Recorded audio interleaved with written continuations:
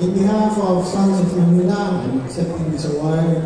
Thank you, Lord, and thank you, Aliw Awards Foundation. Happy holidays, everyone.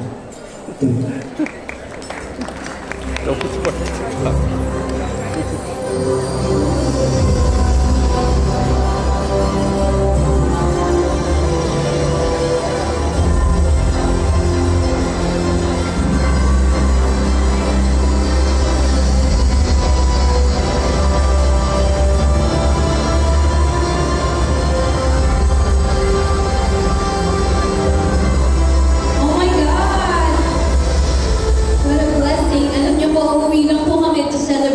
Christmas with our family dahil sa sobrang tagal po namin sa LA. Namiss po namin ang pamilya namin. So this is a big surprise and a blessing for us.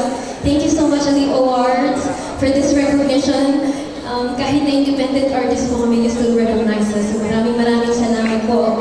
And the only reason na nagpunta po kami sa LA is to represent Filipino talents in the global stage. So pag-pray niyo po kami magkakapatid because no matter where we are always proud to be Filipinos.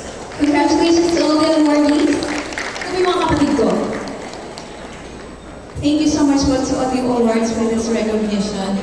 Actually, it's a dream come true for us to have an award. So maraming salamat po. And we dedicate this award to all the people who believe in us. Kay Direk Joey, thank you so much. Kay Mama, kay Papa, at sa lahat po ng dreamers namin.